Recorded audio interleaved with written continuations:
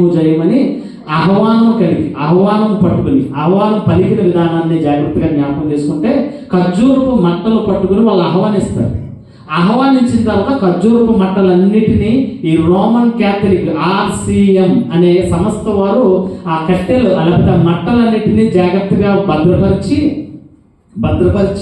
భద్రపరిచిన దానిని ఏం చేస్తారంటే మరుసటి భస్మ బుధవారం రోజున మళ్ళా వాటిలన్నింటిలో ఒక దులిపి చిన్న ప్రార్థన చేసి దాని అంతటిని బూడిదగా చేసి ఆ బూడిదలో కొంచెం ప్రార్థన కొబ్బరి నూనె కలిపి సిలువ గుర్తు వేసుకుని భస్మ బుధవారము, దీనిని బూడిద బుధవారము లేకపోతే యాష్ వెన్స్డే అని కూడా పిలిచే పరిస్థితి.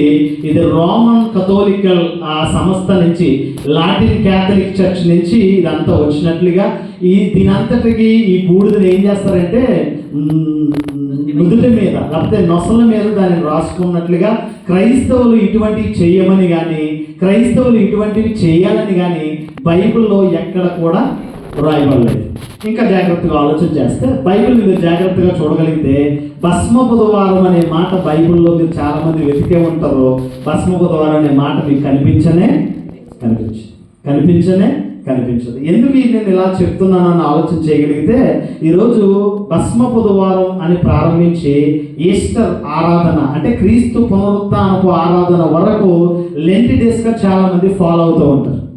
ఈ లెంట్ డేస్గా ఫాలో అయ్యే వాళ్ళకి అసలు ఈ లెంట్ డేస్ అనేది మనం చెయ్యాలా వద్దా అనేది చాలా మంది ఎరగకే ఈ లెంట్ డేస్ని ఫాలో అవుతూ దీనికి చాలా మంది చెప్పే రీజన్ ఏంటంటే 40 రోజులు మేము ఆత్మీయంగా బలపడుతూ ఉన్నాం. ఈ 40 రోజులు దేనికి మేము ఆచారంగా కాదండి, ఈ 40 రోజులు ఆత్మీయంగా బలపడడానికే మేము లెంట్ డేస్ చేస్తున్నాం అనే క్రైస్తవులు లేకపోలేదు. జాగ్రత్తగా వినండి, దేవుని వాక్యాన్ని చాలా జాగ్రత్తగా గమనించాలి. లెంట్ డేస్ అనేవి మానవులు కల్పించిన పద్ధతులు. లెంట్ డేస్ని గూర్చి కానీ భస్మ బుధవారంను గూర్చి కానీ ఎక్కడ బైబిల్లో మీరు చేయండి అని ఎక్కడ చెప్పలేదు. మరి ఎందుకు చేస్తున్నారు చాలా మంది క్రైస్తవులు అంటే వాళ్ళు ఎవరో ప్రారంభించారు, RCM వాళ్ళు ప్రారంభించారు. RCM నుంచి CSIకి వెళ్ళింది, CSI నుంచి లూథరన్కి వెళ్ళింది, లూథరన్ నుంచి బాప్టిస్ట్కి వెళ్ళింది. ఆ సంఘాలన్నీ చేస్తున్నాయి కనుక మనం కూడా చేద్దామని వీళ్ళను చూచి చేస్తున్నదే కానీ ఇది క్రమమైన పద్ధతిలో వాక్యానుసారముగా ఇది చేయొచ్చా చేయకూడదు అనే జ్ఞానం ఆలోచన విధానం లేక బైబిల్ని సరిగ్గా చదవక చాలా మంది దీన్ని ఫాలో అవుతున్నట్లుగా మనం చూస్తూ ఉన్నాం.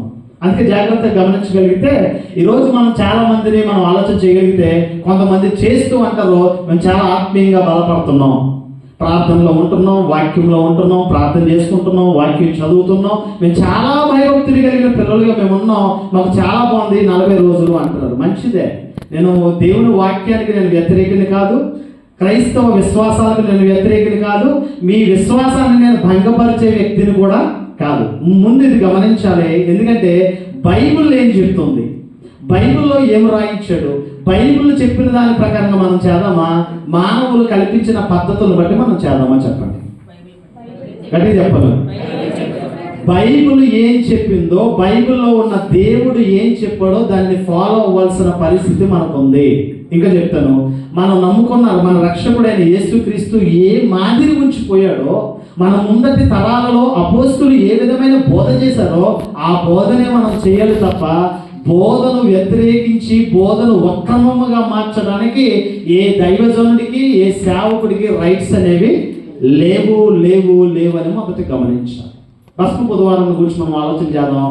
ఇప్పుడు దేవుడి వాక్యంలో దేవుడు మనతో ఏం మాట్లాడుతున్నాడో ఒకసారి బైబిల్ విప్పండి. మార్కు సువార్త 7వ అధ్యాయము 6 నుంచి 9 వచనాలు జాగ్రత్తగా ధ్యానం చేద్దాం. మార్కు సువార్త